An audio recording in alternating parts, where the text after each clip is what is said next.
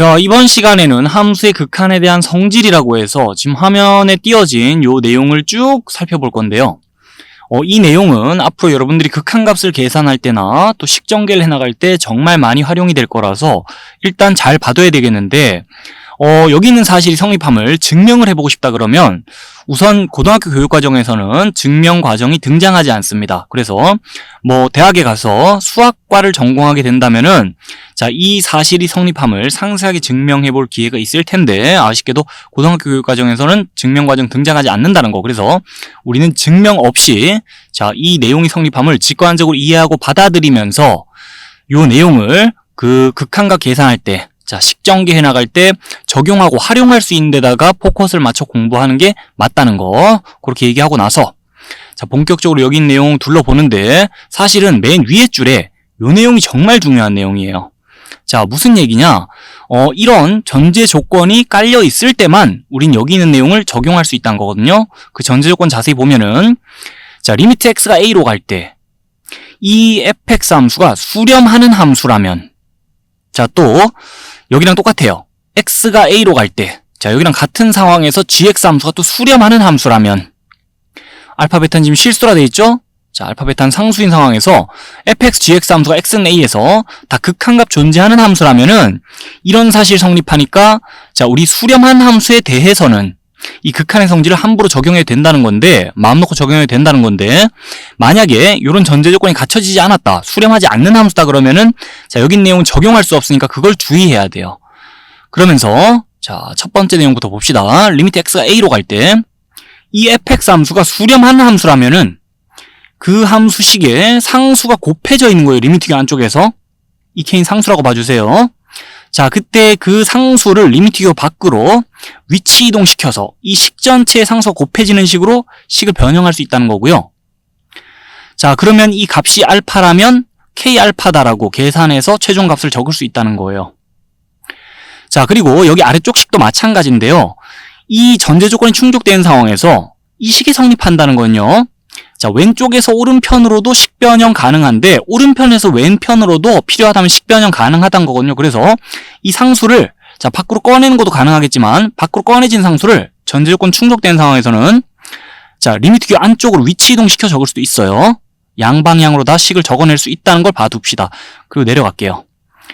자, 두 번째 내용 보자면 리미트 x가 a로 갈 때 이 fx 함수, gx 함수 전부 수렴한 함수라 가정하고 자, 그 수렴한 함수식이 합으로 연결이 되어 있습니다. 리미트 교 안쪽에서. 그때는 리미트 교를 분배해주는 식으로 자, 식을 이렇게 펼쳐 적을 수 있다는 거고 최종적으로 각자 함수의 자, 극한값의 합으로 우리 식의 값을 계산할 수 있다는 거예요.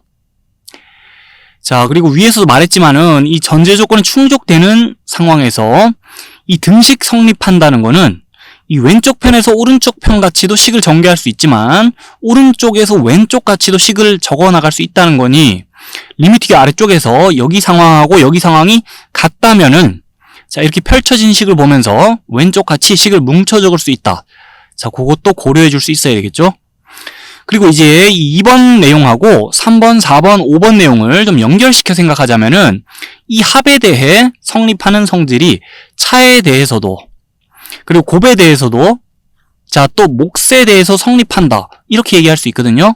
그러니까 수렴하는 함수에 대해서 그 함수들이 리미트 교 안쪽에서 뺄셈으로 연결이 되어 있다. 또는 곱셈으로 연결이 되어 있다. 또는 나눗셈으로 연결이 되어 있다. 그 상황에서 리미트 교를 분배해주는 식으로 식을 펼쳐 적을 수 있고요. 자, 또 반대로도 식전개 가능하다는 건데 거기서 이제 주의사항이 있어요. 나눗셈에 대해 주의사항이 있는 게 자, 각자 함수가 x가 a로 갈 때 수렴한 함수라 칩시다.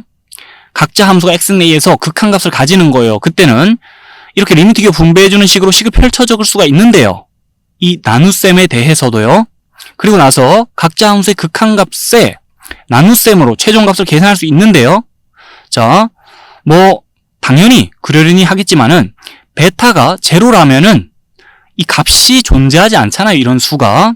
그래서 분모가 0이 아닐 때만 지금 자, 이렇게 식을 적을 수 있다는 거고 자, 더 구체적으로 한번 얘기해 보자면은 x가 a로 갈 때 gx 함수, fx 함수 전부 수렴한 함수라 가정을 해요. 근데 이 분자에 있는 함수는 상관없는데 분모인 함수가 만약에 수렴은 하는데 0으로 수렴한다? 자, 극한값이 0이다? 그러면은 이렇게 식을 펼쳐 적을 수가 애초에 없어요. 이 x가 a로 갈 때 gx 함수가 베타로 수렴하고, 자, fx 함수가 알파로 수렴한다고 했을 때 알파는 값이 0이든 0이 아니든 상관없어요. 근데 이 베타가 만약에 0이라면은 자, 식을 이렇게 못 펼쳐 적는다는 겁니다. 베타 0이 아닐 때는 식을 이렇게 펼쳐 적을 수가 있고 이렇게 값을 계산할 수가 있고요.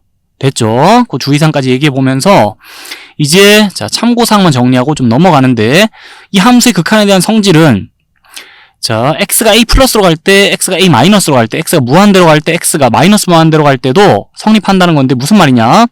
여기 지금 a 대신에 a 플러스를 다 적어놓고 생각해도 자, 이 함수의 극한에 대한 성질은 성립한다는 거고요. a 대신에 a 마이너스를 적어놓고 생각해도, a 대신에 무한대 또는 마이너스 무한대를 적어놓고 생각해도 그 극한에 대한 성질이 보고 있는 게 다 성립한다는 건데, 중요한 거는 역시나 이 수렴하는, 그러니까 극한값이 존재하는 함수에 대해서 극한의 성질이 성립한다. 이게 중요합니다.